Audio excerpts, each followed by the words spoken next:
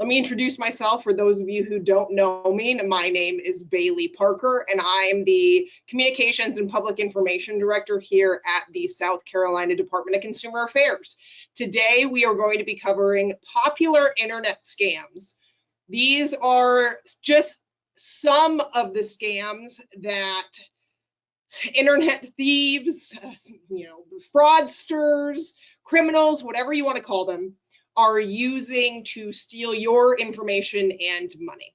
Your information is money to criminals, so don't think that just because they didn't get your credit card information or your bank account information, that, oh, they just got my last 4 digits of my social security, so they didn't get my money. Your information is money to them. So let's go over what some of those scams are. I always have to give this disclaimer. I'm not an attorney. You don't want legal advice from me. This presentation isn't meant to substitute as reading various laws discussed. We're not going to talk about any specific laws today, but it's not meant to serve as a substitute for seeking any legal counsel you may be looking to get, or even getting department guidance or interpretations on laws that we may administer or enforce. This presentation is merely serving as an introduction and overview of the topic. All right, this is the poll I want to ask. So let me launch this. Who do you think gets scammed more? When I launch this, there's actually going to be a third option. So the options are young people, middle-aged people, or older people. Who gets scammed more? Okay, the majority of people have voted. We'll give it a couple more seconds. Give everybody a chance. All right, let's close this out and I will share. And your votes are anonymous, don't worry. So you're not going to be called out for saying that old people get scammed more often.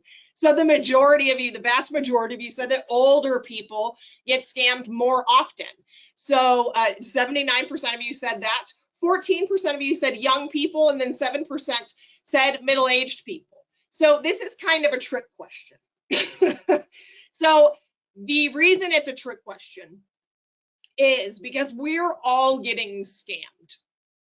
It doesn't matter our age, we're all getting scammed. I want to share with you the FTC's information. You can look this up. So we work with the Federal Trade Commission and share information with them. I want to bring you to their website, and you can go here too, but this is absolutely fascinating to me.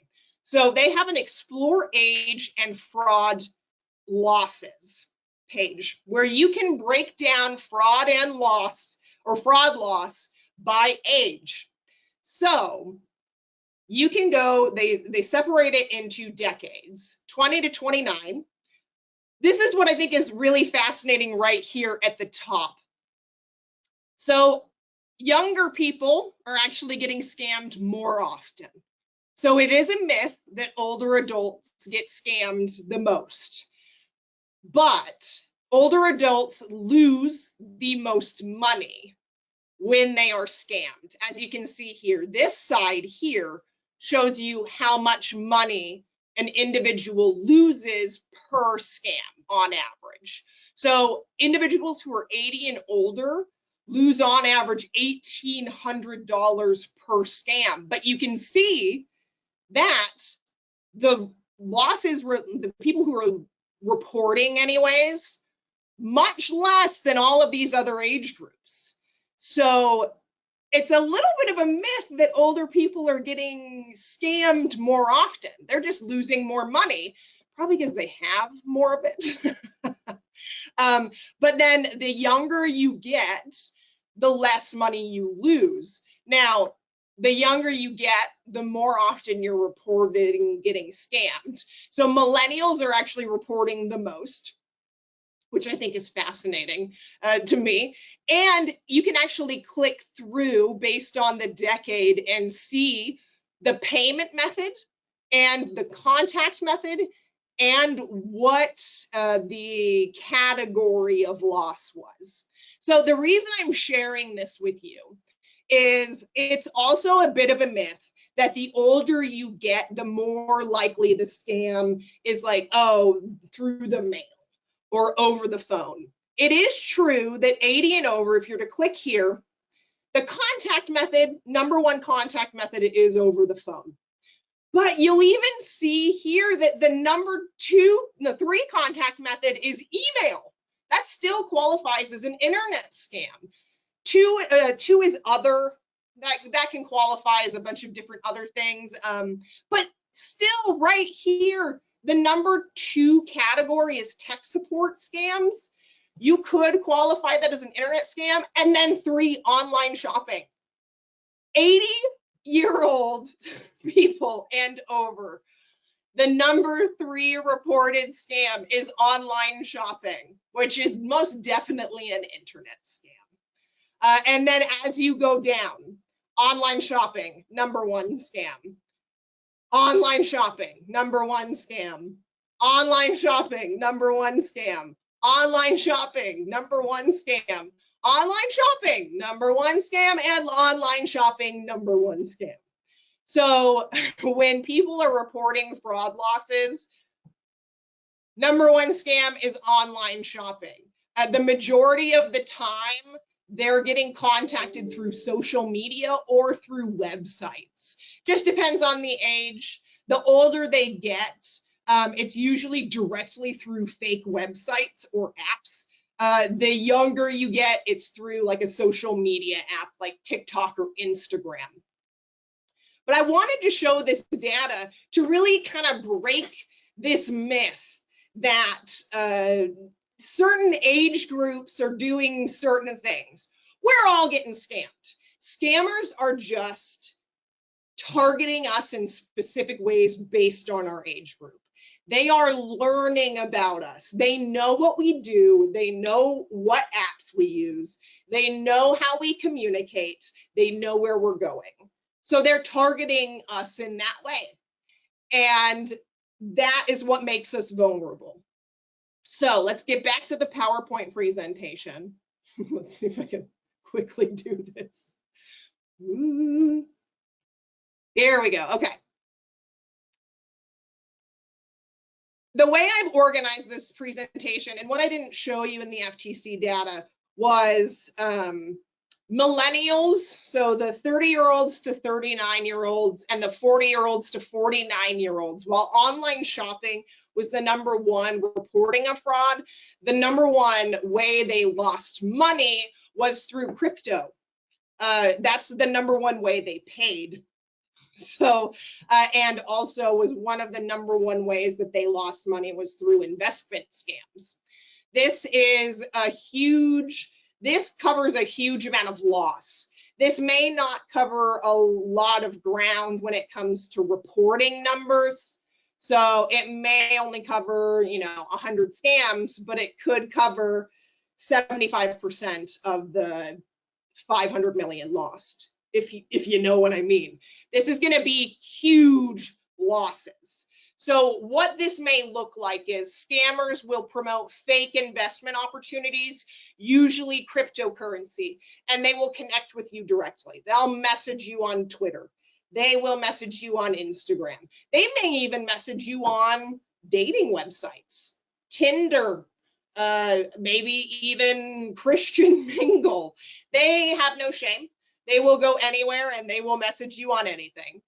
And they will try and develop a relationship with you, maybe be friendly for a little bit, and then they're going to encourage you to invest. So what they're going to tell you to do is send money to them, and it's often going to be in cryptocurrency. They're going to promise you huge returns. And then what's going to end up happening? It's going to end up being fake, and you're going to be out of a ton of money. So back in 2021, what scammers will do is they'll often impersonate people who are heavily involved in the crypto scene. Elon Musk is involved in crypto, and so hackers and people who are very smart scammers will either hack into his account or hack into other accounts acting as him.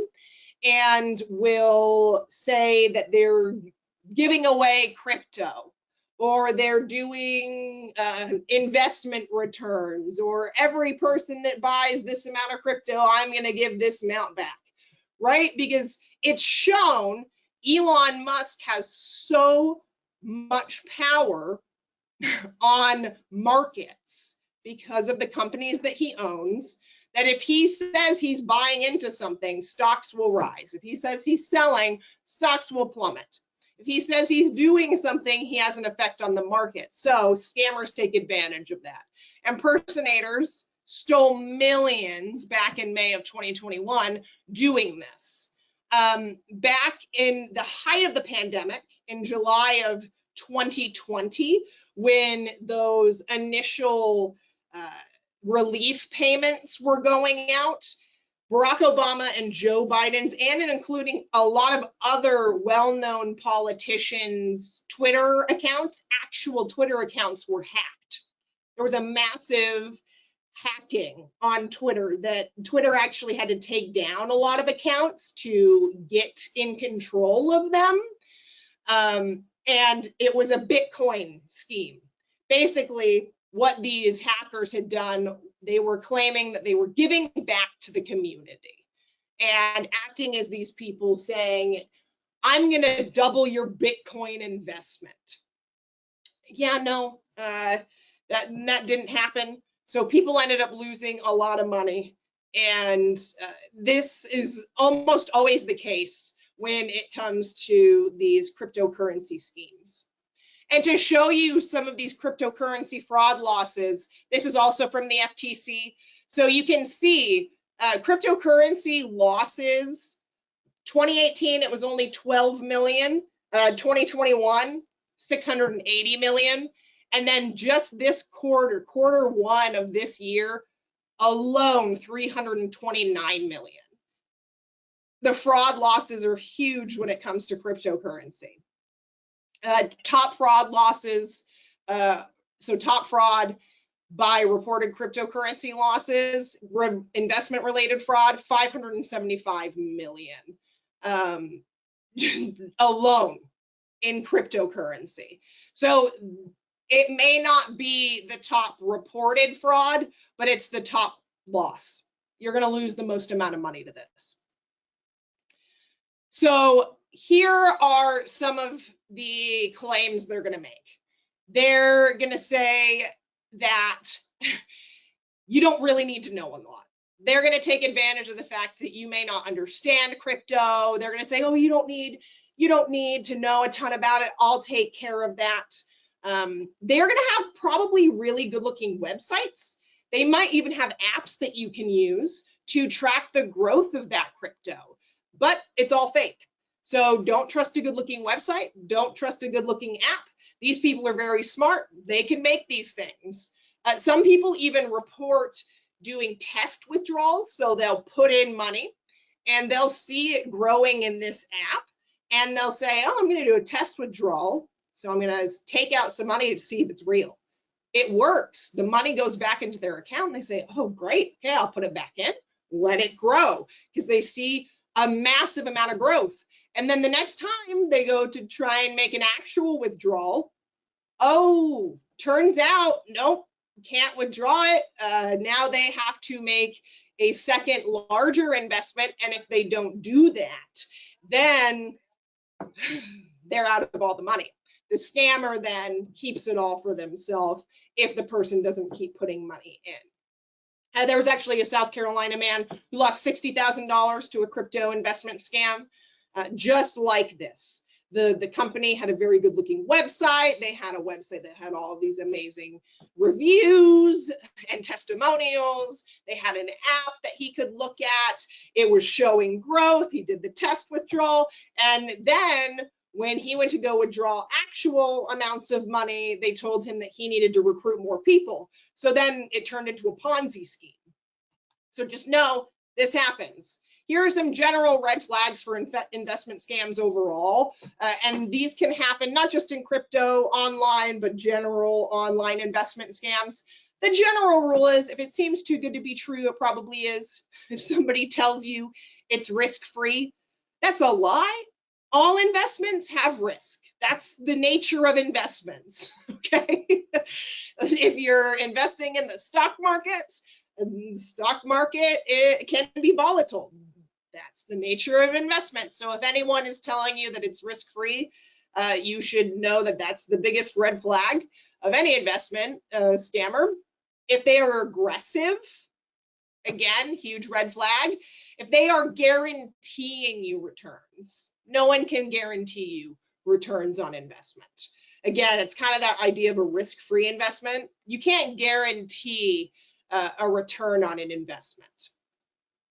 Everyone's buying into it. Everyone's getting this crypto.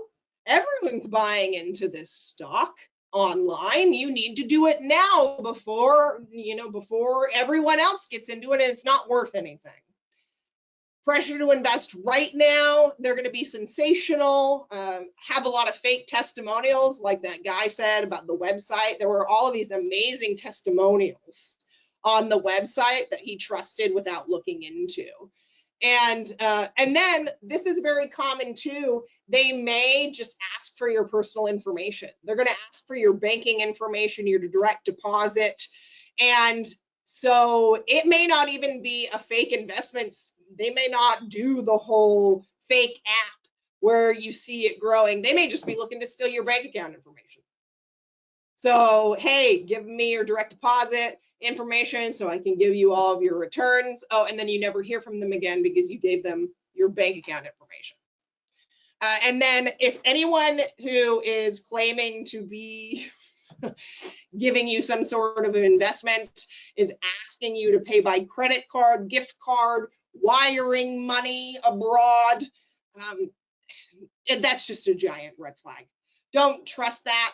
We call those unusual forms of payment. Scammers love these forms of payment because they're usually untraceable, especially the gift card. No legitimate business is going to force you to pay in a certain way. Wouldn't it be weird if you went to like Home Depot and they were like, hey, you have to pay by wire transfer today. Can't pay any way else. Sorry. That would be weird, right? So you shouldn't accept that from anyone else. For cryptocurrency specifically, some of the biggest red flags, they're going to tell you these huge promises of investment, just like the other ones. But nobody's going to require you to buy cryptocurrency. No business is going to say you have to buy cryptocurrency and pay in it. You're not going to have to buy crypto to get out of a problem or fix your computer or, get out of a crime warrant situation. It's always going to be a scam. And we see this a lot where people will get into romance situations and then down the line, their beau or their lover will all of a sudden say, hey, I found this amazing opportunity in crypto. Want to get involved? Never mix dating and investment advice. It's just not worth it, especially if they just all of a sudden out of the blue are like, man, crypto, we should get into that game. Nothing sounds more suspicious than that. All right, online shopping. So this is the most reported way that people are getting scammed. It may not be the #1 way people are losing money, but people are reporting this the most often, right? So a website that looks real, selling items at a huge discount. However, the item you ordered never arrives, or it could be you're ordering on a legitimate website, like a third-party seller. Amazon is a third-party seller. Wish is a third-party seller. Facebook Marketplace technically qualifies as a third-party seller. eBay, Craigslist, all of those websites. So it could be a fake website that looks great, or it could be a legitimate retailer that is just working with a bunch of sellers who are shady. So here is an example of just a fake website. So you see the big red numbers here. This is the examples of the red flags. The #1 here is showing that this is not a secure site. It's pointing to the URL. you should always, and I'll remind you of this later, and I'll show it in bigger terms. You should always be shopping on a site that has an S after the HTTP. Now, just because you're shopping on a site that has an S after the HTTP doesn't mean that it's automatically a safe place to shop. Because Amazon has secure servers, does that mean that every seller on Amazon is real? No. It just means that when you're putting in your information into Amazon, it's encrypting that credit card information as it's going through their servers. That's what that means. So, but you definitely don't want to put your information into a site that does not have that S. Limited time only. This is a big red flag. What is this? It's pressure. They're putting the pressure on you like, oh, well, it's a limited time deal. This is counting down. I feel like I have to make a decision really quick, so I'm maybe not going to think about it like I usually would, and okay, I'm going to do it, right? They're putting the pressure on, and then, man, this is a really low price. Does it seem too good to be true? Probably because it is, okay? And then, this is another red flag. Pay by bank transfer for a further 10% off. No. If any business is asking you to directly transfer from your checking account, like a retailer, we're talking about a direct retailer, like you're going to Chipotle and you're buying dinner and they're like, hey, can you give us your bank account information so we can transfer out your money? That'd be weird, right? That's the same thing as this. Exact same thing. That's a huge red flag. You should never do that, especially online, because you're not on a secure server, one. So if you're putting in your bank account information, somebody could be looking through that server, and if you put in your bank account information, you're putting in the routing number, you're putting in the bank account number, you're putting in everything. Somebody could be intercepting that information as you're putting it in. And then, this is probably a scam site anyway, so you're just giving it to the scammers. Here's an example of a pretty decent looking website. Looks like UGG, that's the official UGG logo. This is fake. This is a fake website.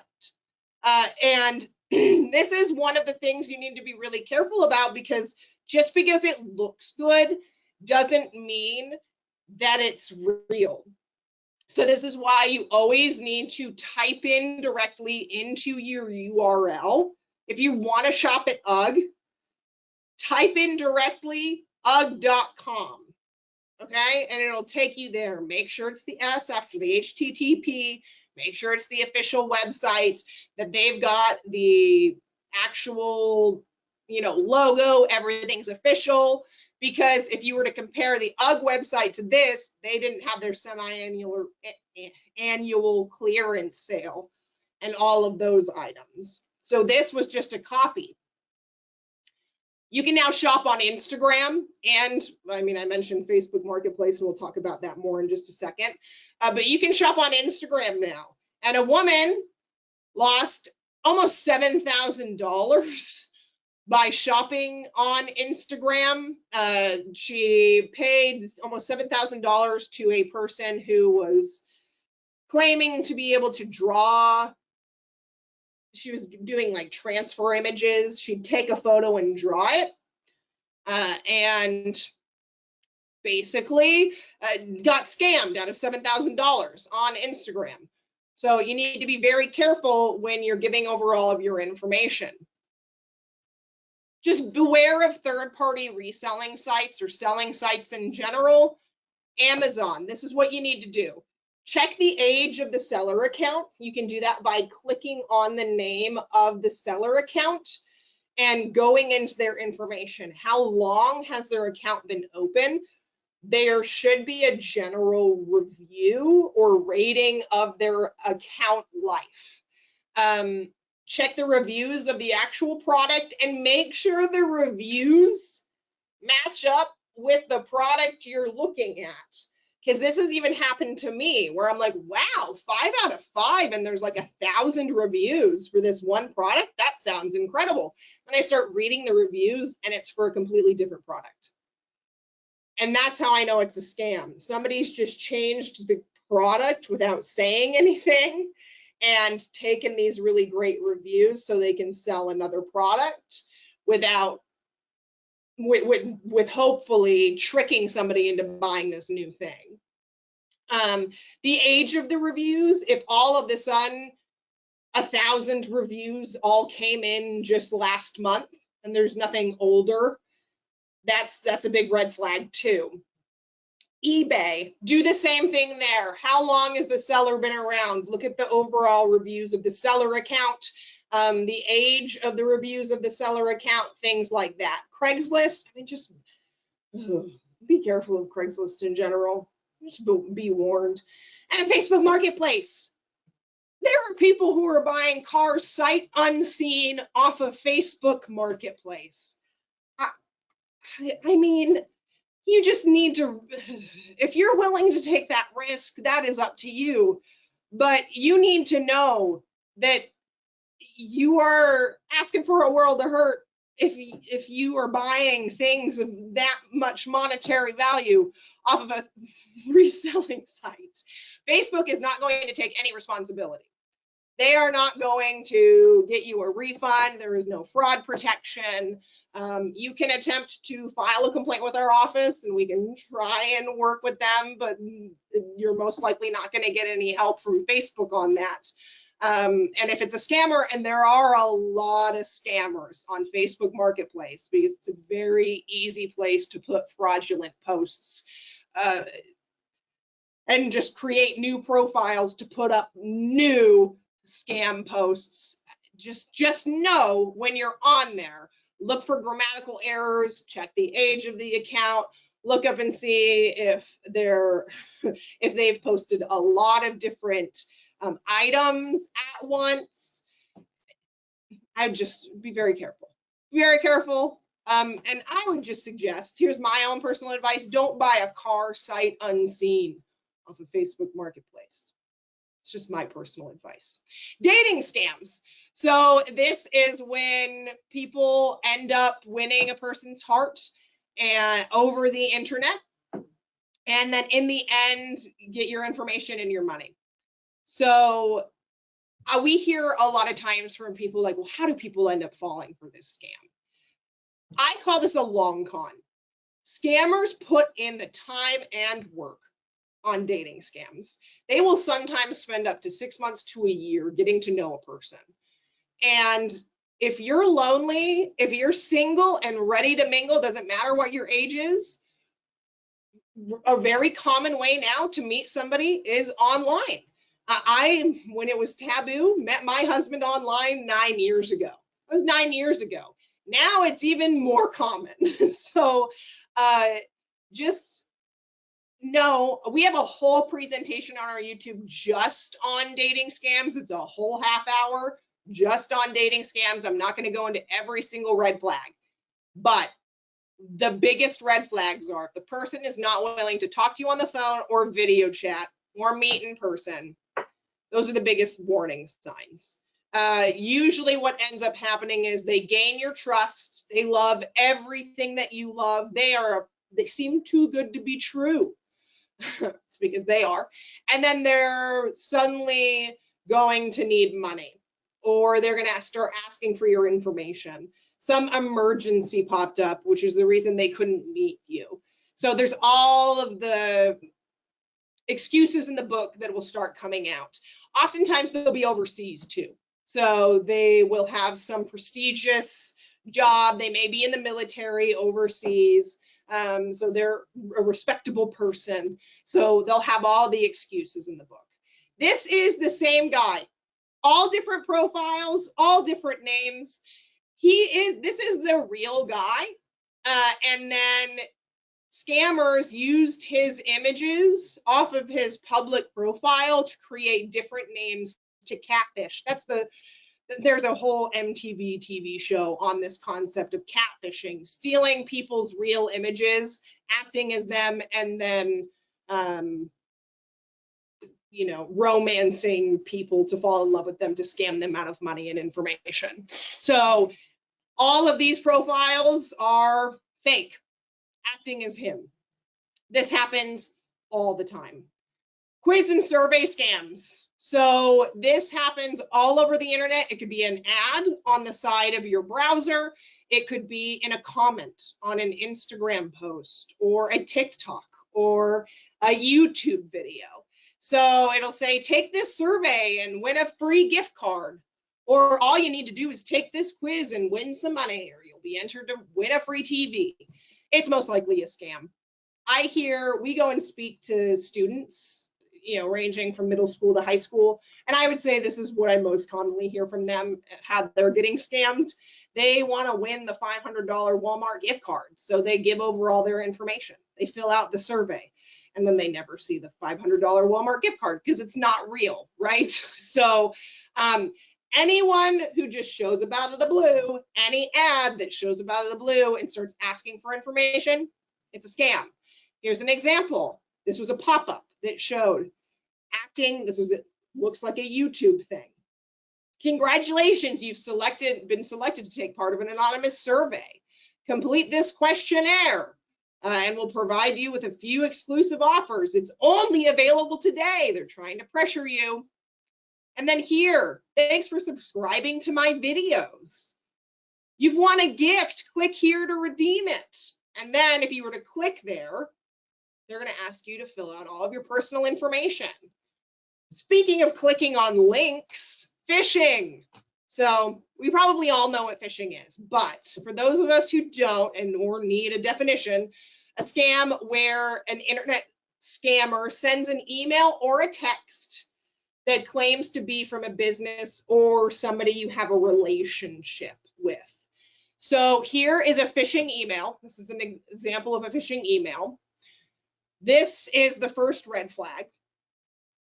I wish I could hear you guys talk so I could say, why is this a red flag?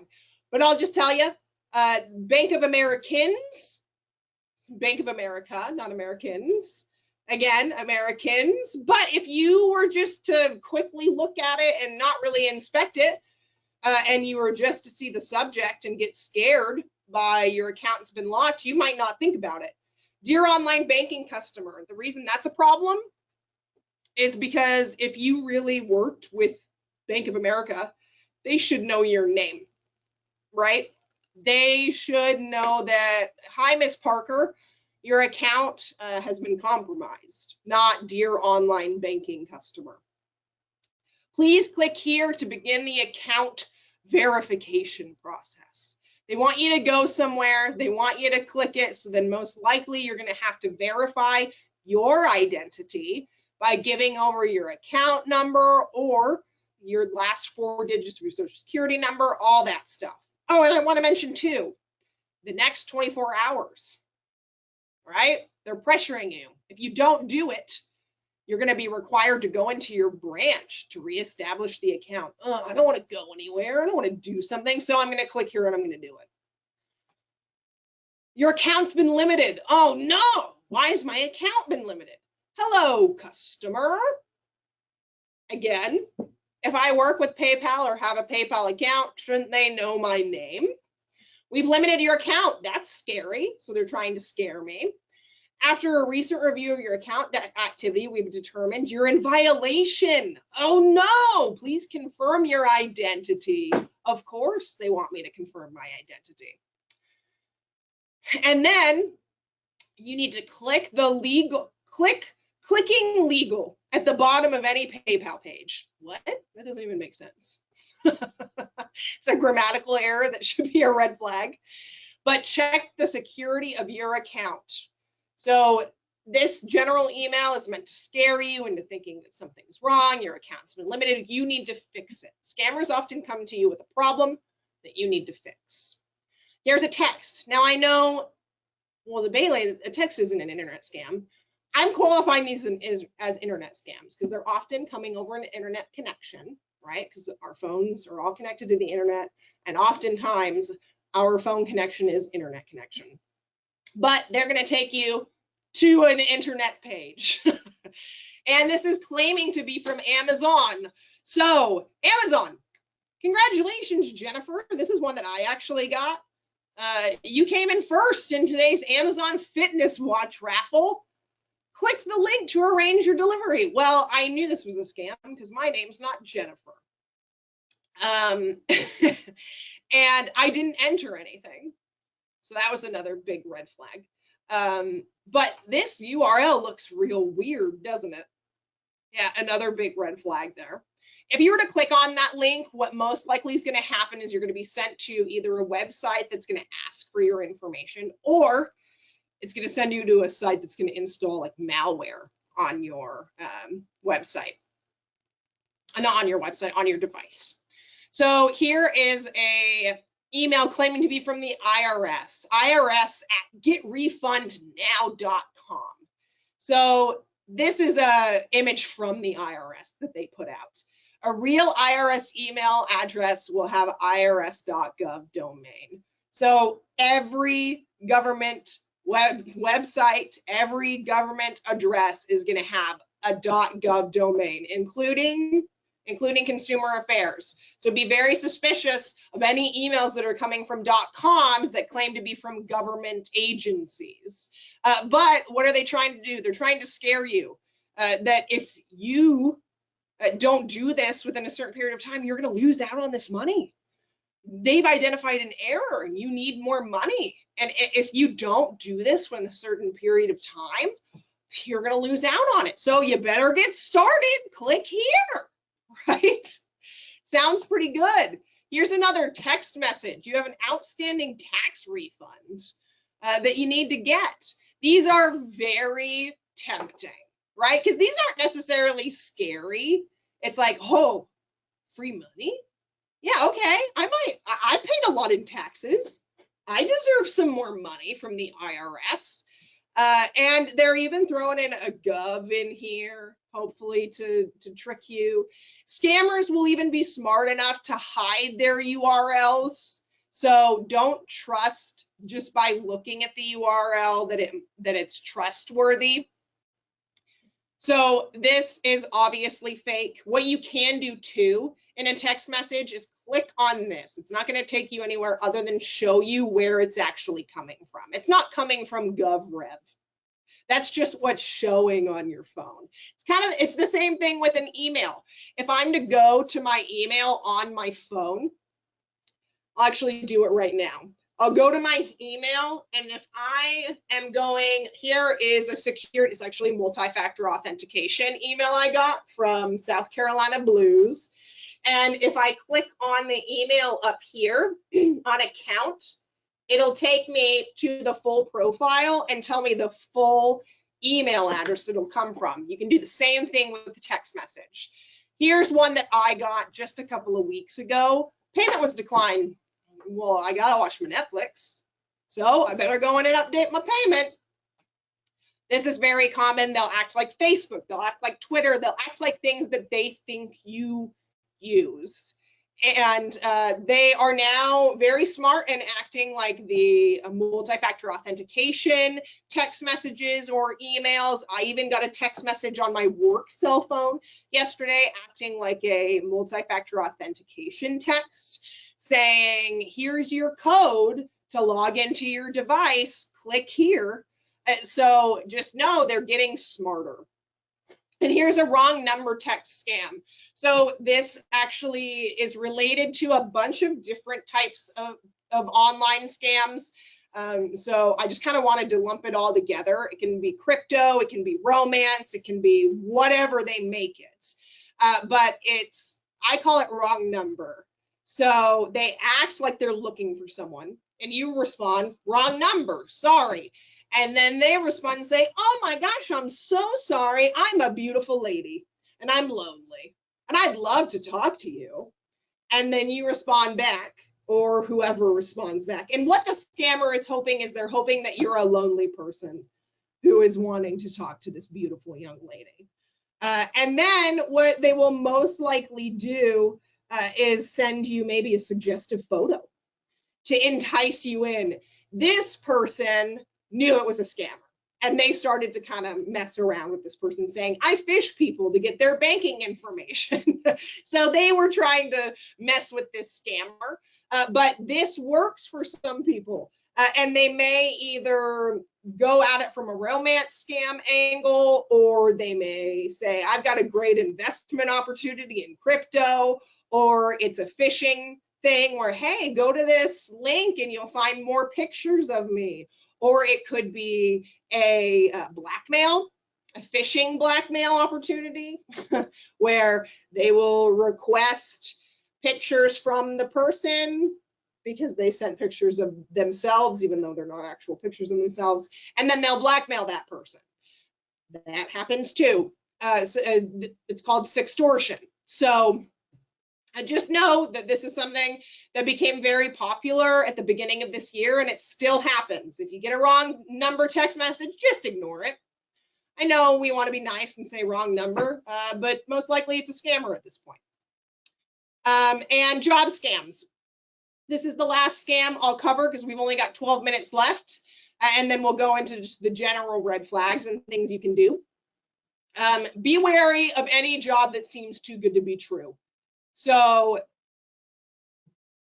any job that you see online that asks you to pay for training or asks for any personal information. So it may seem pretty normal for an online job to say, we need your direct deposit information.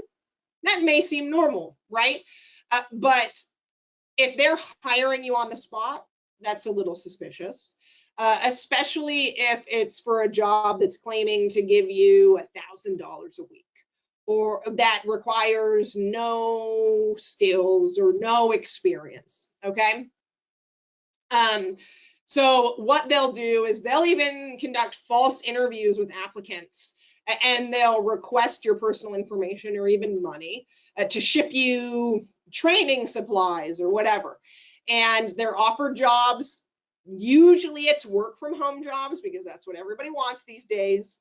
And then to appear real, the scammers will send contracts, and they're going to request information like your driver's license, social security numbers, direct deposit information, and credit card information.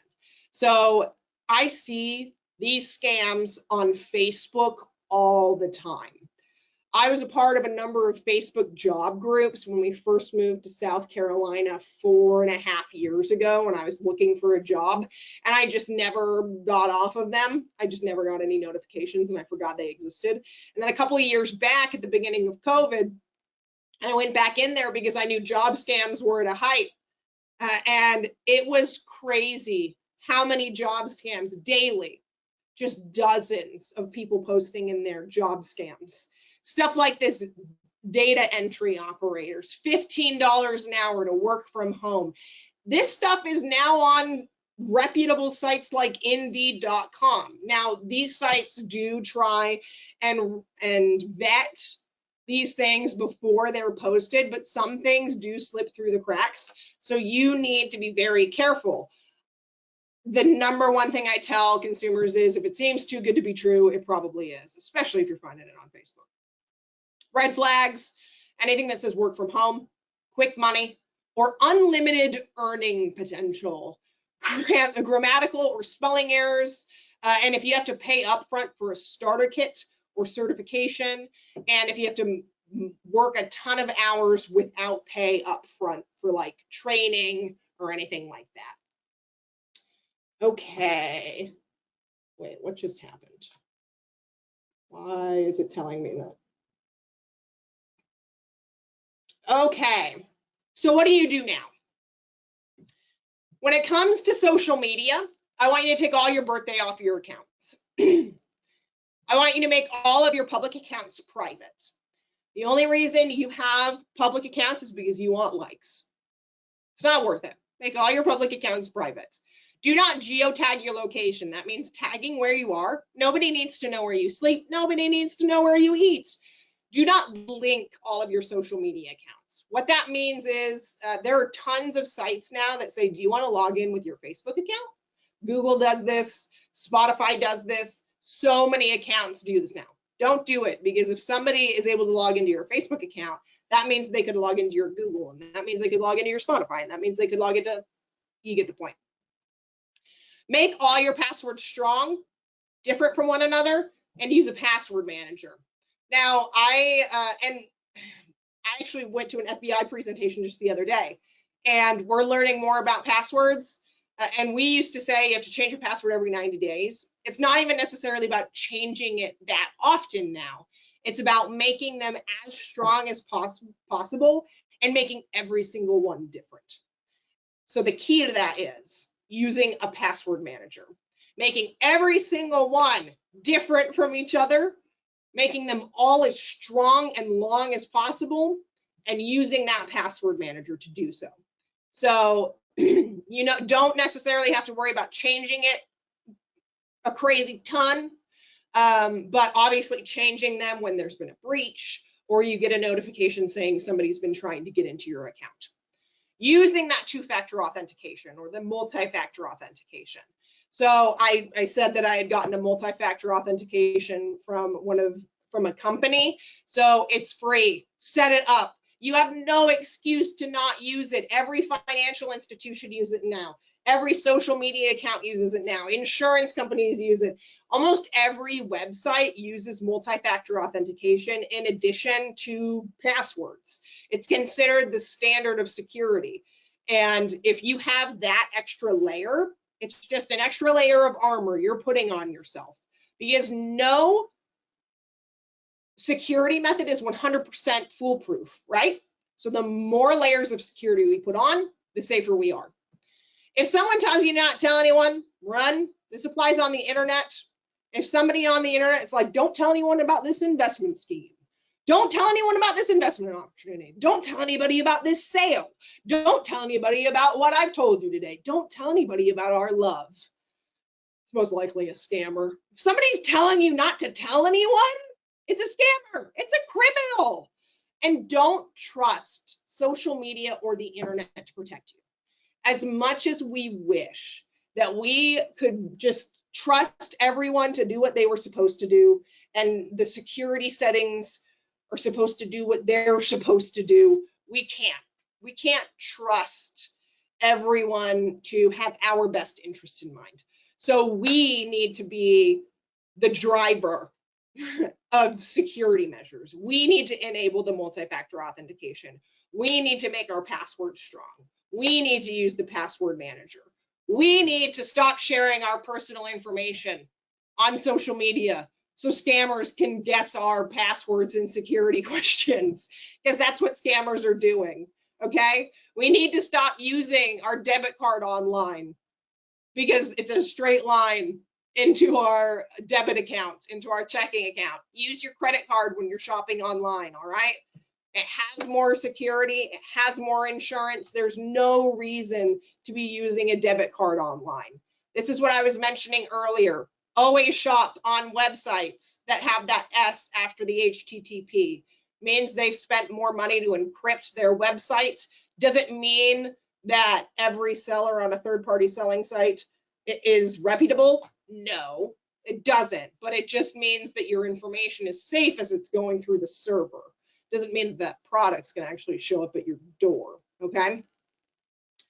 And what I want you to do, here are some, and don't worry, you don't have to feverishly write this down because you're going to get the slides. If you have been the victim of an internet crime, the IC3, Internet Crime Complaint Center, is the FBI's complaint center. That's who I actually went to the presentation with the other day. And they actually have a 74% success rate for bank-to-bank transfer recovery for money. So if you wire transfer from bank to bank, they have a 74% money recovery rate. So you call your bank first, say you wire transfer somebody money and you realize it's a scammer, time is of the essence, right? So you call your bank first, say, it's a scam, I wired money, and then you call IC3. And they will attempt to recover that money and stop that because they have relationships with the top banks. So IC3 is where you can report internet crimes, phishing. You can report it here also. And then if you've been the victim of identity theft, please give us a call. If you can't remember any of this, you just call us anyways. We get you to the right place. We'll give you all the tools you need in order to recover from being the victim of a scam or identity theft. We can help you place a security freeze or place a fraud alert. And even if you don't know if you've been a victim, we can help you check your credit report, help you get access to those things so you can make sure you haven't been a victim. Okay, here's a great question. So what is a password manager? A password manager is usually it's like an application on your phone, or you can have one on your computer. And it is something you would download, a software that and I'm not going to recommend a product specifically, but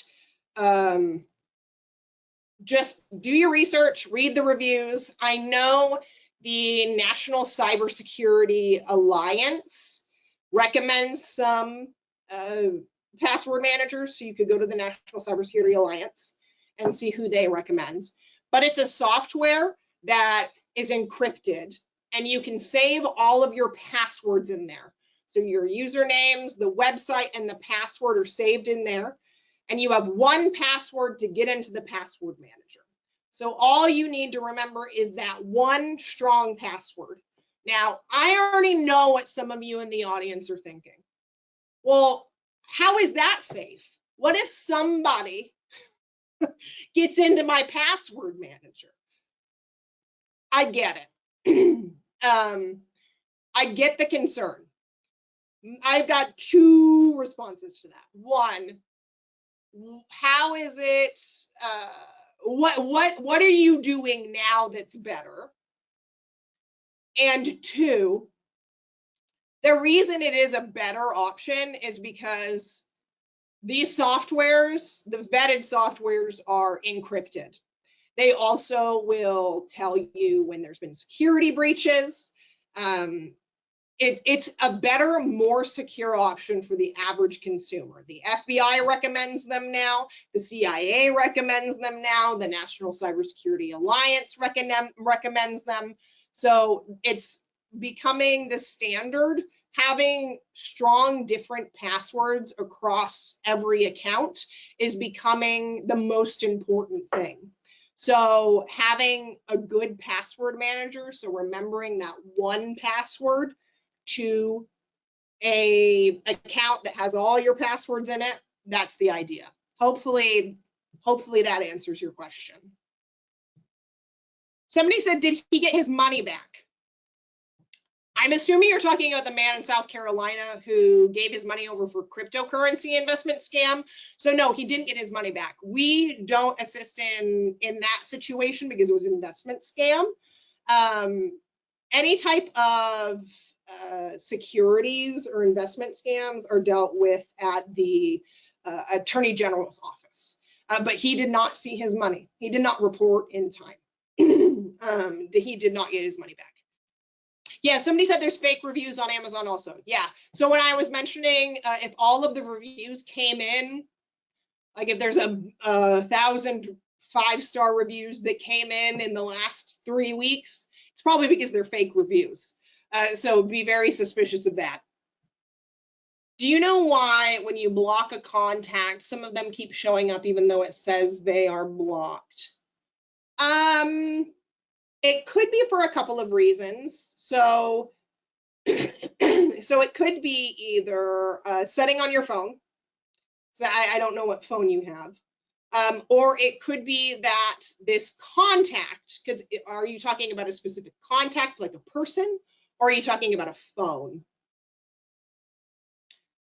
Like a phone number specifically, because if it's a phone number, that phone number shouldn't be getting through. But if it's like a person who's getting through, they're changing numbers. That's why.